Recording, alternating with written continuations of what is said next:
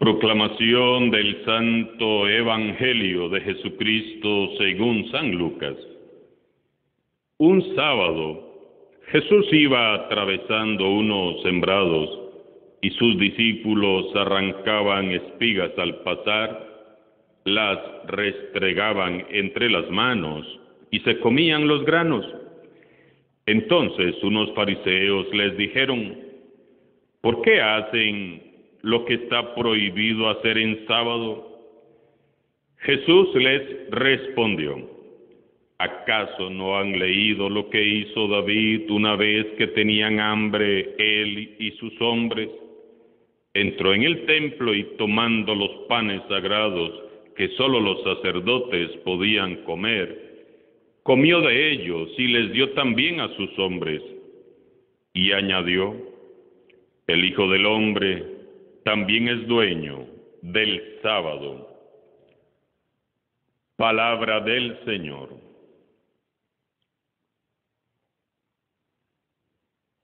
Al pasar por un campo de trigo en un día sábado, los discípulos de Jesús, quizás sintiendo hambre, tomaron algunos granos de las espigas y comieron. Al hacer esto, cometieron, a los ojos de los fariseos, una falta legal, debido a que en día sábado estaba prohibido realizar tareas manuales.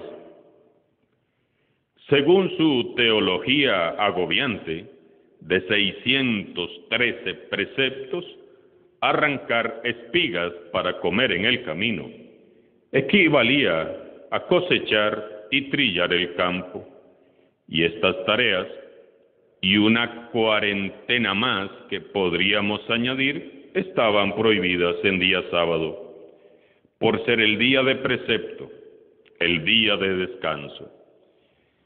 Y esto, por supuesto, genera un severo reproche por parte de los fariseos, porque tus discípulos hacen lo que no está permitido hacer en sábado.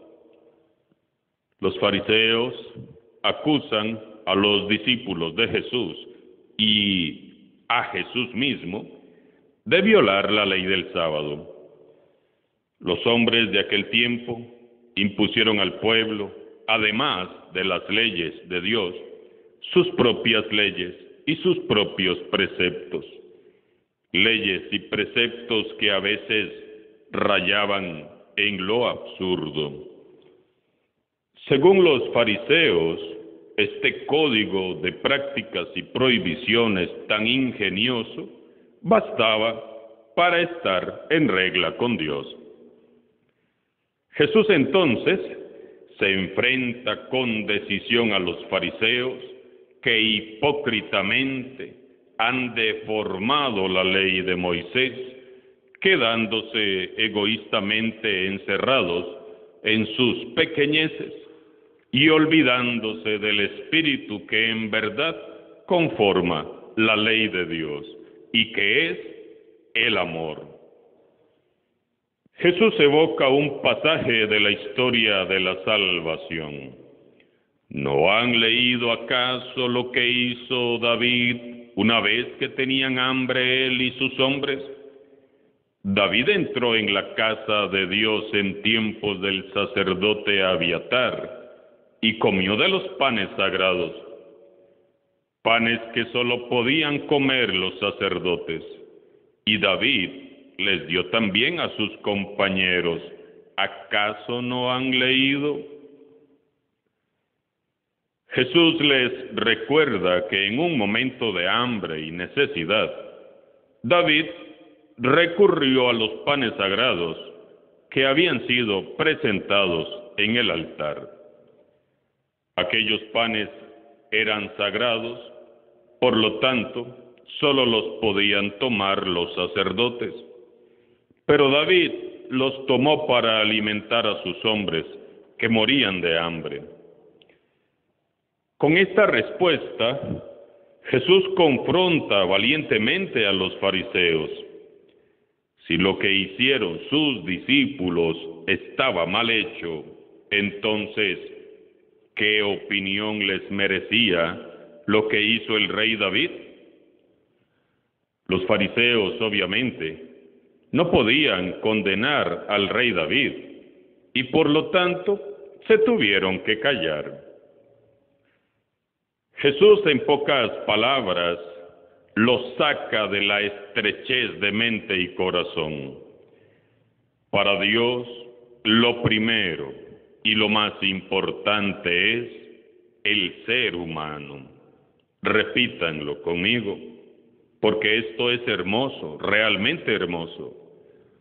Para Dios, lo primero y lo más importante es el ser humano. Jesús es claro. En el centro del mensaje de Jesús está el hombre, la mujer, no las normas, ni los ritos o las costumbres. Y para gran escándalo de los fariseos, Jesús cierra su defensa con broche de oro, presentándose como el dueño, amo y señor del sábado. Y el Hijo del Hombre es también dueño del sábado. Así Jesús manifiesta que lo importante no es la ley, sino el espíritu de la ley, que es el amor de Dios.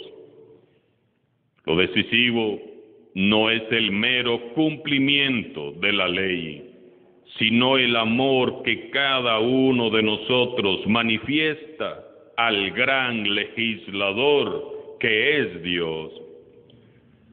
A los fariseos no les interesaba ni les preocupaba saber si aquellos discípulos tenían hambre. Tampoco les preocupaba saber si el corazón de los creyentes que ellos pastoreaban estaba endurecido o cerrado, ni si la llama de la fe de sus fieles estaba apagada. Lo único importante para ellos eran los gestos, los ritos, las costumbres, el rígido y estricto cumplimiento. Jesús, en cambio, nos revela el don de la libertad cristiana. No se trata de cumplir por cumplir. Dios no es un amo terrible que azota con el látigo a quienes le desobedecen. Dios es un Padre amoroso que ama a sus hijos e hijas. Un Dios que quiere que cada uno de nosotros le amemos y le obedezcamos en libertad, no por miedo ni por obligación. Amar a Dios es una decisión que yo debo tomar cada día. Obedecer a Dios debe de ser una muestra del amor que siento yo por mi Padre bueno. La primera y única ley que Dios anhela que rija nuestros corazones es la ley de su amor. Amor a Él, amor a nosotros mismos y amor al prójimo. Quien en verdad ama no puede hacer ningún mal. Solo en el amor seremos plenos. Somos hijos de Dios, hijas de Dios, y Dios es amor. Solo amando es como nos identificamos como hijos de Dios. Quien no sabe, no quiere o no puede amar es alguien que tristemente no alcanzará la plenitud ni la alegría verdadera. Dios nos ha dado su ley porque nos ama. Dios no promulgó sus leyes para imponernos una carga y amargarnos la existencia, sino para edificarnos, guiarnos, conducirnos, corregirnos y perfeccionarnos. Creo que hoy Jesús quiere llamar nuestra atención sobre un peligro inminente del cristianismo, el peligro del mero formalismo, del mero legalismo y del mero cumplimiento.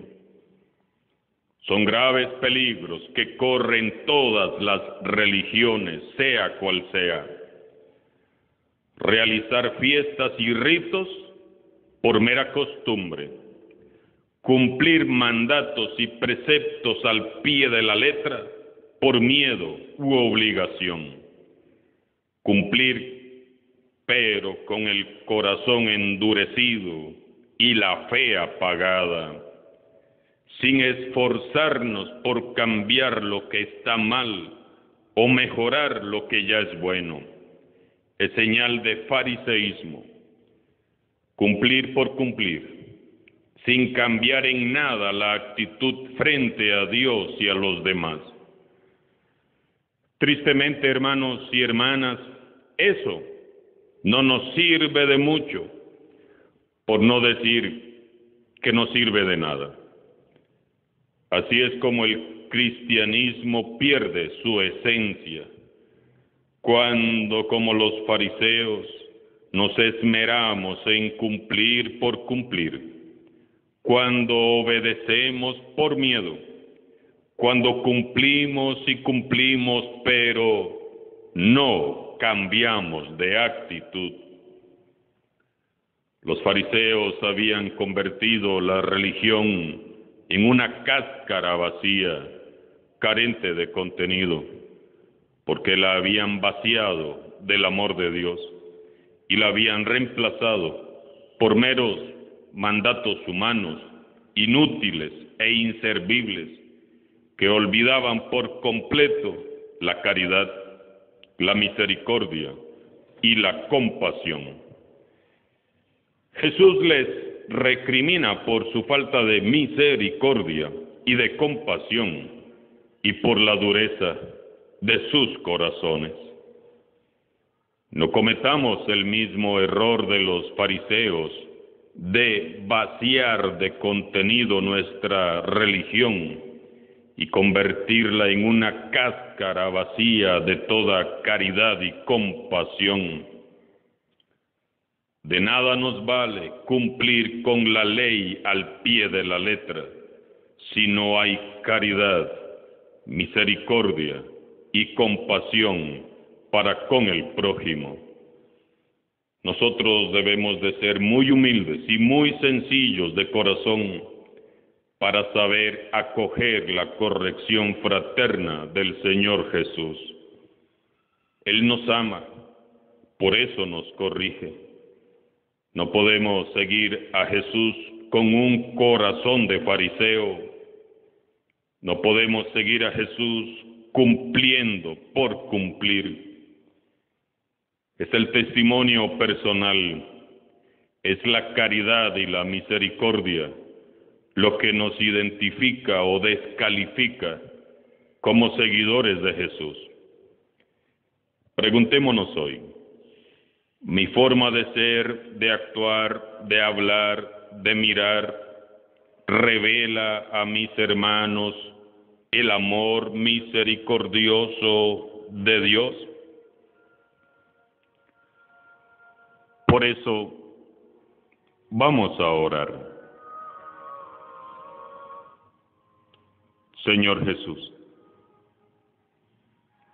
me doy cuenta que el ideal de ser discípulo tuyo solo es posible cuando permito que la levadura del Evangelio fermente mi alma. Gracias, Señor, por la luz de tu Evangelio. La hipocresía, la soberbia, el orgullo, la falsedad, el miedo a ser auténtico, son obstáculos que necesito vencer. Frecuentemente olvido que solo tu gracia podrá convertir mi egoísmo y mi orgullo en amor a ti y a mis hermanos. Dame tu gracia, Señor. Perdóname, Señor Jesús, por todas esas actitudes farisaicas que me han alejado de ti y de mis hermanos. Perdóname por las veces que he criticado, que he juzgado y condenado a otros, cuando yo arrastro peores pecados. Perdóname por las muchas veces que antepongo mi legalismo a la caridad y la misericordia. En este día postro mi corazón delante de ti y te pido humildemente que me limpies, me purifiques y me transformes en un digno discípulo tuyo, Señor. Sacude mi corazón de toda actitud farisaica y lléname de tu misericordia, Señor. Enséñame a ver con tus ojos, a hablar tu idioma, que es el lenguaje del amor, a actuar con mis hermanos del mismo modo que tú, Señor, has actuado conmigo, indigno pecador. Ayúdame, Señor. Yo quiero ser un reflejo de tu misericordia para todos mis hermanos. Nunca permitas que me aparte de la fuente de tu misericordia y que nunca más yo vuelva a olvidar que quieres misericordia y no sacrificios. Amén.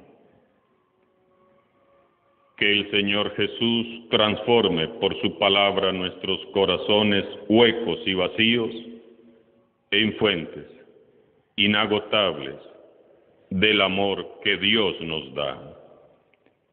Y que Dios, nuestro Padre del cielo, tenga compasión y misericordia de este mundo y conceda fortaleza a los que sufren las catástrofes naturales que nosotros mismos, con la destrucción que estamos haciendo de este planeta, hemos cambiado toda la naturaleza. Que el Señor tenga compasión y nos perdone. Amén.